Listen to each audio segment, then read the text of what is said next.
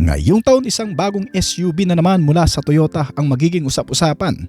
Itong pinakamagandang off-roader SUV na tiyak na magugustuhan ng marami dahil sa modernong mga teknolohiya, kahangahangang performance at mahusay na fuel efficiency. Isang bagong modelo na handa sa malalayong adventure, sa araw-araw na biyahe at sa anumang kondisyon ng daanan. Ilalabas na sa Pilipinas ang bagong Toyota FJ Cruiser 2026 model na mas mura na raw sa dati. Yan ang iisa-isay natin kasama ng kabuuang presyo nito. Pero bago yun, syempre, kung bago ka pa lamang po dito sa aking channel, baka naman kaibigan po mag-click sa subscribe button pati na ang notification bell para naman update lagi sa mga video na gagawin ko pa. Alright, simulan na natin to!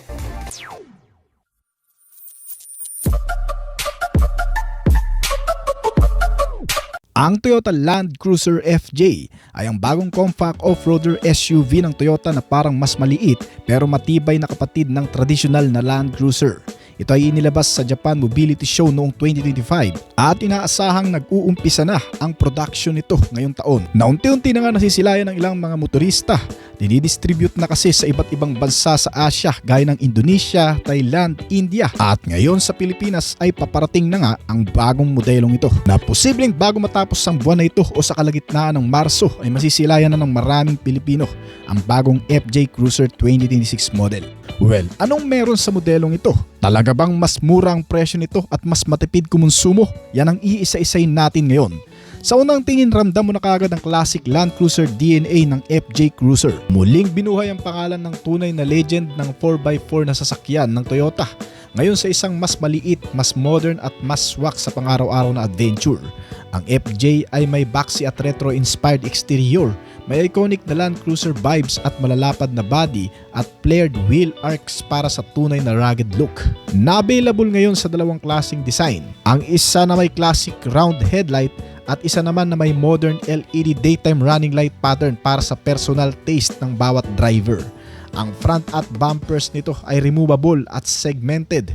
Ibig sabihin, madali at mas mura ang pagpapalit kung may gasgas habang nag-o-offroad. Pagdating sa loob nitong FJ Cruiser ay may layout na tinatawag na functional at driver-centric. May horizontal dashboard, digital cluster at user-friendly switches para hindi malito kahit nasa matarik na truck.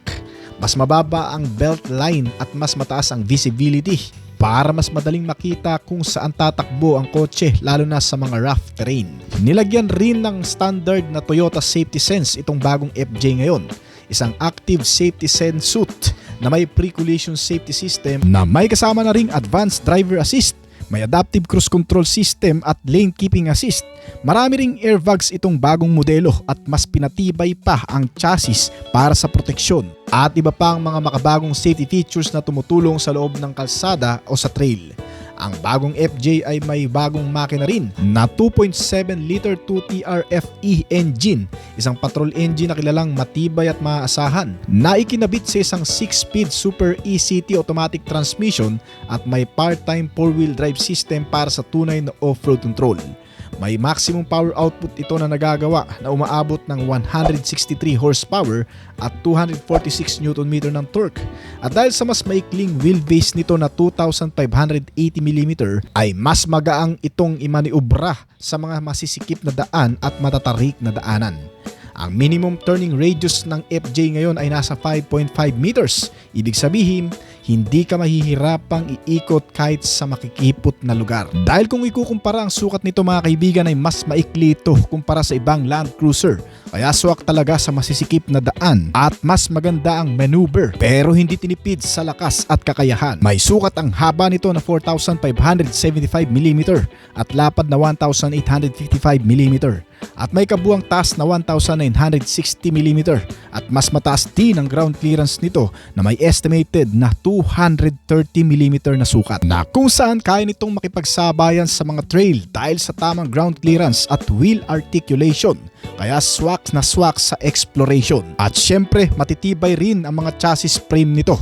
Gumagamit ng IMB ladder frame platform itong modelo na ginaya sa Hilux at iba pang mga Toyota tough vehicles. Kasama ang capable na mga suspensions nito na pang heavy duty. Bukod pa dyan ay may water wading depth capacity din itong modelo. na talaga namang mas sumukat sa kakayahan nito maging sa matutubig na daanan. Kaya naman kaya rin itong makipagsapalaran kahit pa sa mga binabahang lugar sa Pilipinas. At syempre para sa mga adventure extras accessories, may mga mall accessories panels ito, ideal para sa outdoor gear at customizing. Pwedeng dagdagan ng roof racks, snorkel at iba pang off-road gear options na inire-recommend din ng dealer kung sakaling bumili ka nito. Ito ay hindi lang basta sasakyan, ito ay platform ng adventure na pwedeng i-personalize based sa iyong trip style. Itong bagong FJ Cruiser 2026 model ay isang rugged at ready sa trail na SUV. May classic Land Cruiser DNA at mix ng old school grit at modern features na may mga pambatong kakayahan gaya ng rugged at customizable design, mas madaling i-maneuver sa trails at lungsod, at reliable ang 2.7 liter engine nito na may kasamang 4-wheel drive train. Practical ang interior at updated ang safety technology nito, kaya mas ligtas gamitin. Ready na for adventure mula sa kalsada hanggang sa off-road trail itong bagong FJ Cruiser. Mas pinahusay ito ngayon sa mga urban maneuverability, at dahil built-in Toyota, sigurado ka sa reliability at kilalang kilala mo. Pagdating sa price range mga kaibigan, itong bagong Land Cruiser FJ ay mas mura na raw kumpara sa dating modelo nito, na maglalaro lang sa estimated price mula 1.9 million hanggang 2.5 million pesos para sa mas mataas na trim nito. Isang bagong angkop na modelo sa lahat ng iyong lakad na may panibagong update na naman na inilabas. Ang Toyota Land Cruiser ay ang pinakamatagal ng nameplate ng Japanese automaker na patuloy pa rin ginagawa magpahanggang ngayon. Dala nito ang makasaysayang lahi ng pinakaunang modelo nito na ginawa pa noong 50s, na nagbigay sa Land Cruiser ng magandang reputasyon bilang isang subok na full-size SUV sa maraming karanasan at pakikipagsapalaran sa lahat ng anumang klase ng kalsada na dadaanan. Marami nang binago mula sa pinakaunang bersyon hanggang sa kasalukuyan ngayon, na kung saan ang maalamat na off-roader ay patuloy nang lumalago at tumatatag sa pagiging compact full-size SUV. At ngayong taon, itong Land Cruiser ay mas magiging popular palalo sa marami dahil sa pinakabagong pag-re-update na naman ngayon ng brand sa modelong ito, ay sobrang mas magugustuhan mo pa talaga. Sapagkat binigyang daan ng 2025 Land Cruiser na magalugad ang mga lugar sa mundo na hindi madalas napupuntahan dahil sa hirap pasukin ng kahit anong sasakyan at medyo malayo sa nakasanayang daanan. Ang bagong Land Cruiser na ata ang mapagkakatiwalaan mo dyan. Dala nito ngayon ng pinatatag na kumpiyansa sa modernong anyo, gaya ng makantong hugis na may matapang na disenyo at isang black Toyota Heritage front grille, square side mirror at athletic fender flare. Ang rig na ito ay handa na para sa kahit saang pakikipagsapalaran. Ito man ay mahirap na trail o masusukal na urban jungle. Inilabas ang Toyota Land Cruiser 2025 sa dalawang klaseng variant na pagpipilian. Pagdating sa exterior, ang bagong Land Cruiser ay mayroong mga built-in mudguards, black door handles na makikita. Pero ang harapang bahagi ng parehong variant nito ay magkaiba, dahil ang standard na variant nito ay mayroong heritage-inspired circular LED headlamp, samantala ang mas mahal na variant naman ay may rectangular shape LED headlamp. Marami ring pagkakaiba sa mga specs and features ng dalawang ito, pero para mas kumpleto ay babanggitin na rin natin lahat na meron sa mga modelong ito. Nakakuha ang bagong Land Cruiser ng isang integrated LED daytime running light na nagpapalakas ng visibility nito sa araw. Ang signature na disenyo sa likuran ay sinamahan ng bagong hugis ng tail lamp na may kasamang Land Cruiser badge. Automatic ding nagbubukas ang tailgate nito para sa madali ang access, lalo na kung may mga ilalagay kang gamit. Pero meron pang special sa features nito, ang jump protection, na kung saan ay pwede mong buksan ang mismong bintana lang nito o yung mismong salamin lang. Sa puntong ito ay pwede mong i-minimize ang space, lalo na kung maliit lang naman ang mga ikakarga mo. Nilagyan pa ito ng mga rain sensing wiper na kusa namang gumagalaw kapag ang windshield ay natalsikan ng tubig o nabasa. Ang smart key remote nito ay nakokontrol ang pagbukas ng mga pintuan sa driver, passenger at ang tailgate, na kung saan ito rin ang ginagamit para makapag-operate ang engine kapag pinipindot na ang push starting. Ang iba pang bahagi na makikita mo sa external nito ay ang pagkakaroon din nito ng front LED fog lamp, roof rails, mga skid plate na undercover ng engine at transmission case na protection din sa mga putik at bato na ma-encounter sa oras na maidaan sa mga terrain.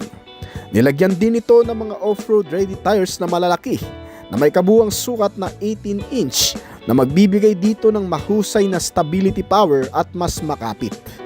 Pagdating naman sa interior ay maingat na idinisenyo ang bawat paligid ng loob nitong modelo. Nilagyan ng bago at komportableng mga upuan na naka-leather seat cover na sinamahan ng 2,400 AC inverter na may 3-zone automatic front and rear climate control at may another push button control sa second row seats. Individual temperature settings para sa driver at passenger at ng iba pang mga pasahero sa likuran para ma-meet ang kanya-kanyang preference pagdating sa aircon temperature. Nilagyan din ang loob ng bagong Toyota Land Cruiser ng 6 na USB port socket para sa charger at isang wireless charging pad para sa driver. Ang nagbibigay buhay sa loob ng Land Cruiser ay ang 12.3-inch Toyota Audio Multimedia Touchscreen na may kasama pang 14 na speaker, audio system na premium JBL, mga wireless connectivity gaya ng Android Auto, Bluetooth connectivity at Apple CarPlay compatibility features. Itong bagong Land Cruiser ay nakakuha pa ng maraming convenient features para mas komportable palalo ang pagsakay. Gaya na lamang ng 12 lagayan ng baso at mga bottle drinks. Nilagyan din ito ng 12.3-inch digital gauge cluster na makikita ang selectable gauge display screen at fuel economy, maging ang driver assist, vehicle information at ang driving mode selectors. Ang isa sa mga highlights pa nitong bagong Land Cruiser ay ang pagkakaroon ngayon ng heads-up display para manatiling nakapokus ang tingin ng driver sa unahan ng windscreen na kung saan doon na rin makikita ang mga impormasyon sa pagmamaneho. Pagdating sa engine, ang nagpapagana naman dito sa bagong Land Cruiser ay ang turbocharged 2.4 liter na may 4-cylinder na sinamahan pa ng iForce Max hybrid system at nakakonek sa isang 8-speed automatic transmission para makapag-generate ng mas malakas na maximum output na 326 horsepower at 460 Nm ng torque.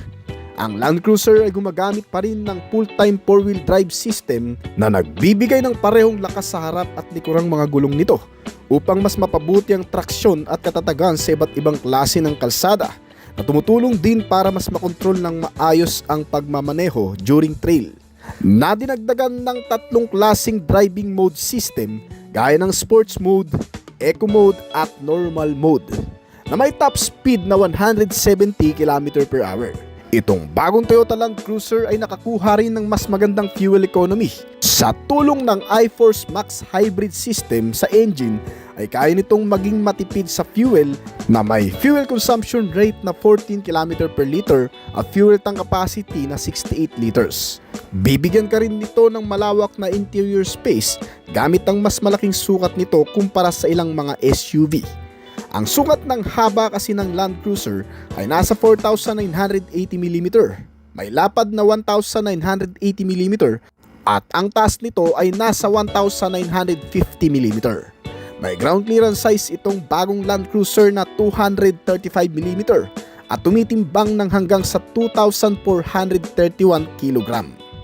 Ang Toyota Land Cruiser ay nilagyan din ng bagong Toyota Safety Sense Suits 3.0 para magbigay ng maayos at mas ligtas na biyahe sa araw-araw, na pinapangunahan ng pre-collision system na may pedestrian detection. Ang safety features na ito ay iniiwasang makabangga ng mga biglaang humihintong sasakyan sa unahan at ng mga biglang tumatawid na pedestrian. Nilagyan din ito ng makabagong full speed range dynamic radar cruise control na nag-a-adjust ng bilis ng sasakyan kung kinakailangang pabagalin para ma-maintain ang distance nito sa mga kasunod na sasakyan sa unahan. Kusa rin nag-a-apply ng brake o full stop once na bigla namang huminto ang sasakyan sa harapan ng biglaan. Ang features na ito ay mas napaka-convenient din gamitin sa mata traffic kasi sumusunod na lang ito sa galaw ng sasakyan sa unahan kahit hindi nakatapak sa acceleration. Kaya basic handling na lang talaga ang gagawin mo sa mga city driving.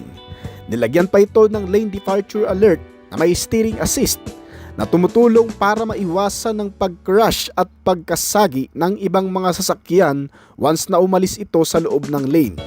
Ay nagkakaroon ng warning sa pamamagitan ng mga indicator o vibration. Nilagyan pa ito ng Lane Tracing Assistant o LTA na may kaparehong gamit sa lane departure warning. Meron din itong Road Sign Assist na isang monitoring system na kayang mag-recognize ng mga traffic sign at isang klaseng safety features na rin.